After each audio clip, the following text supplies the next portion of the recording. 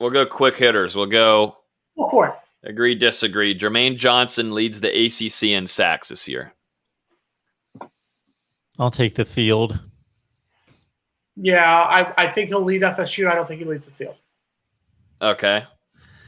Florida State's offense will average 25-plus points per game for the season. True. Yes. Let's see. Wait, did Mark and I just agree on two? Y'all just agreed. Twice. Mark and I 2 times in a row. Yeah, it can't happen 3 consecutive. No, and I'll clarify that's not exactly 25 points a game. 25 or more points a game. Right? Yep. Yep. Got it. Okay. Florida State and Adam Fuller's defense will break into the top 50 this season. I forget which number. I don't know what the number was last year. I can't remember. Ooh, that's a good one. God awful was the number.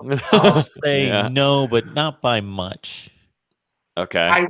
I want to say yes, but unfortunately, it's going to be 3 in a row. Agreeing with Mark. Tough schedule. I'm looking at the schedule. Yeah. Here's a blasphemy one here. Mackenzie Milton will be a Heisman finalist. I want to say yes. I think he's going to put up numbers, but I don't think so. Because I think how about a more realistic All ACC or second or third team All ACC, something in that range? No, he's not. He's not even going to be All ACC. There's Sam Howell and De'Aaron King are well, I know that, but and DJ Ukulele raise him to Heisman finalist. I'll say if Mackenzie Milton can start and play and finish 12 to 13 games, that would be huge. Some of these Logan wrote when he was drunk. Let's just be honest about it. I wish. I didn't even have a car to go get drinks. Next question here. Fabian Lovett shows out and plays like Marvin Wilson was supposed to last year. I'm going to say no because Marvin Wilson was a number 1 player at his position coming into college football. So that's pretty high standard. I think the question is like saying, Marvin Wilson was hyped up that he was supposed to be a top 10 player in college football and nothing happened. And so they're saying that, Fabian Lovett's going to play like how he was supposed to last year. I'm hesitant to say yes, just because I'm very disappointed by a lot of the transfers that we had coming last year. So I'm going to say no. I'm going to say yes on Fabian. He had a great spring. I'm feeling Fabian. Steven Dix Jr. leads the team in tackles this upcoming year. Yes. He looks like an absolute beast. The videos you've seen, if you've seen that man, that is a grown man playing a little boy's game. I like my workout. You do like your workout face. That's a huge human being playing linebacker for the Florida State. That's a Florida State linebacker. If you think about Florida State linebackers, it feels like we're starting to get back into it. DJ Lundy also is that same size. So I'm going more by what I'm reading. I haven't seen much. So based on what I'm reading in my various magazines, yes, I will agree with that.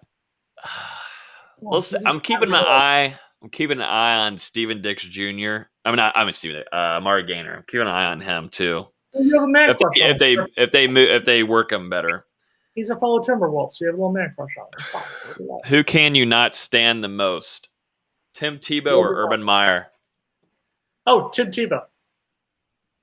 Oh, that's a bad question for me because they're both okay in my book. Now, when all the hype was surrounding Tebow when he was in college, I was sick of Tim Tebow, but that wasn't his fault. But I was sick of him.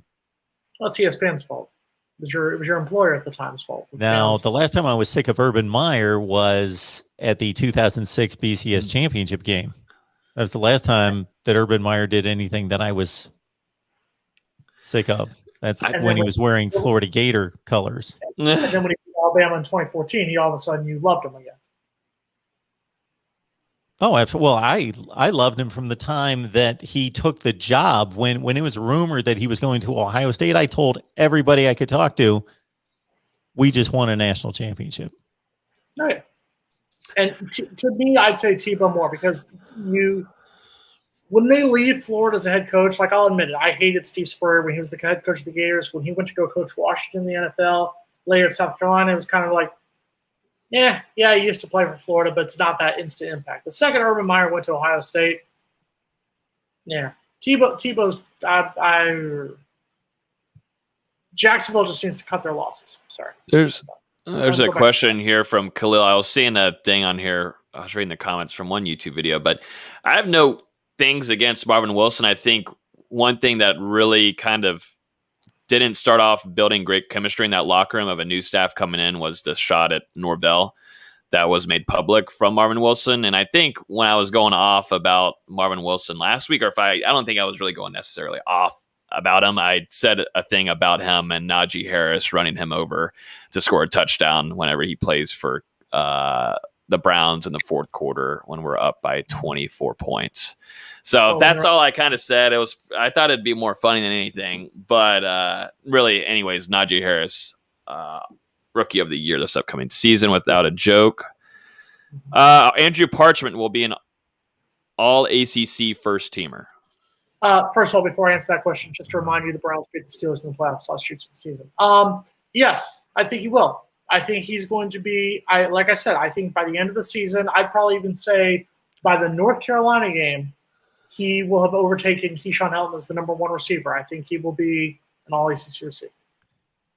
All ACC first team? No. Yay, we disagreed. Mazel tov. Now that means the show is going perfectly fine. Notice fans, those of you who follow on Instagram, are noticing that Logan is skipping the one that are crazy. Here's one. FSU goes 9-3 with losses to Clemson, UF, and UNC. Not a chance in hell, fans. I love it. Trust me. I would love nothing more than for us to go 9-3. If God came down right now and said, "I'll give you 9-3 losses to Clemson, North Carolina, and what was the other one, Florida?" The Clemson, UF, and UNC. Clemson, UF, and UNC. That's fine. I would take that right now. I would absolutely take that right now. It's not going to happen. It's absolutely not going to happen. 9-3, regardless of who they lose to. It's 9-3. With those five teams on the schedule, that would be phenomenal. It's also not going to happen. Florida State finishes the top 5 in recruiting after this year. No. Yes. Whoa. Top 5 for 2022?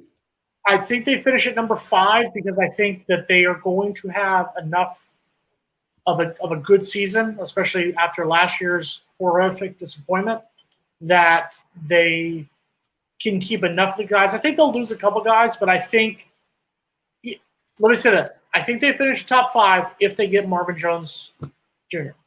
Jason's showing some optimism tonight. It happens. Besides the 9-3, he thinks 9-3 is no way in hell, but a top 5 recruiting class. Again, my Florida State predictions right there will be coming out soon.